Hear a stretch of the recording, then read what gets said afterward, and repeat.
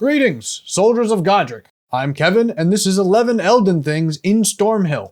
Stormhill is this plateau north of Limgrave, before entering Stormvale Castle. You might have missed any number of items in this area, and because my name is Kevin, I am solely required to share 11 of these locations with you. Anyone else who does this idea will be imprisoned for impersonating an official.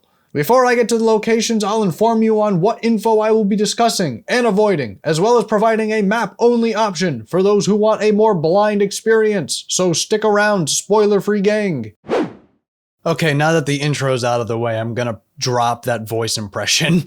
Some things I will be showing are marked map locations, official or non-official location names, location entrances or spots, prerequisite items like keys, vague reward descriptions like large magic weapon or NPC dialogue, and partial weapon/item showcases. I will not be providing dungeon guides, enemy guides, boss names or guides, highly specific reward locations, and detailed reward descriptions or stats. Exploration and challenges are a very important part to this game, and it is up to you to chase these treasures. I am merely piquing your interest. For those who want even less information and only care about the map locations, you can skip to this timestamp or click the map-only timestamp in the description. This will take you to my marked map, which you can explore as you wish. You have 10 seconds starting now to skip ahead if you want, but for everyone else, let's get to the list.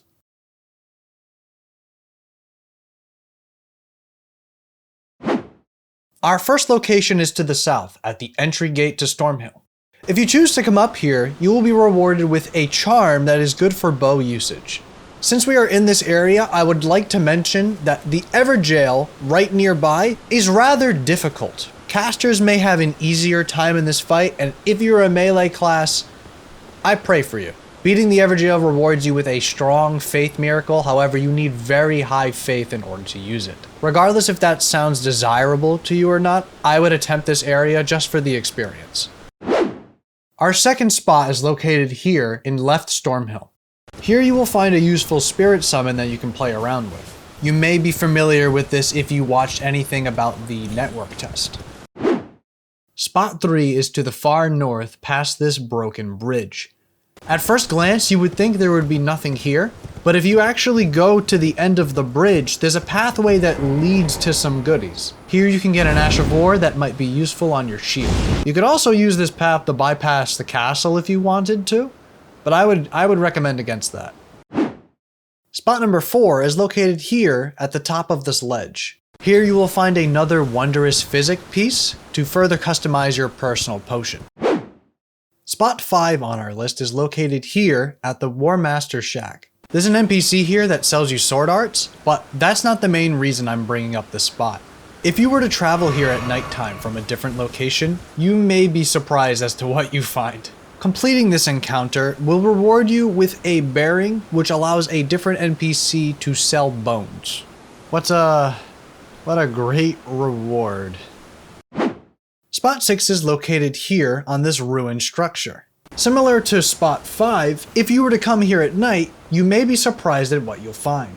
Completing this will reward you with a charm that increases your defense when your HP is low. Spot 7 is located here on this far east cliff.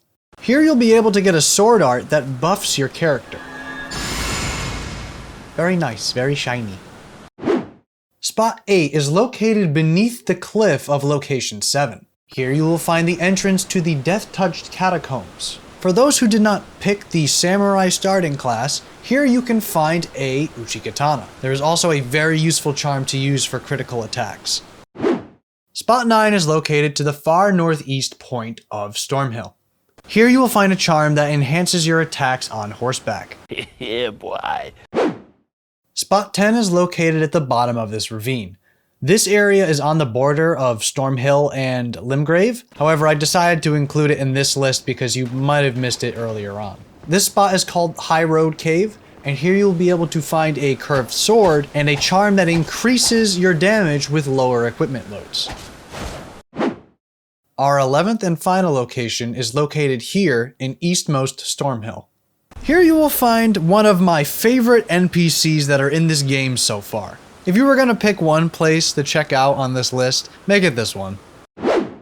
So that was 11 Elden Things in Stormhill. When I make these lists, I try to aim for things that aren't entirely obvious. I usually find items that people are likely to forget about or things that are out of the way. With that said, that means there's more in this area for you to find that you likely have already come across in your regular travels. For those who skipped ahead, here's the map. No spoilers from this point on. You can visit these in any order you want, but some of them may require prerequisites to get. But yeah, thanks for watching. If there are any areas you want me to cover sooner rather than later, let me know in the comments and I'll get to them. Feedback is always appreciated. But yeah, again, thanks for watching. Remember to feed Torrent, praise the ring, and I'll see you in the next one. Peace.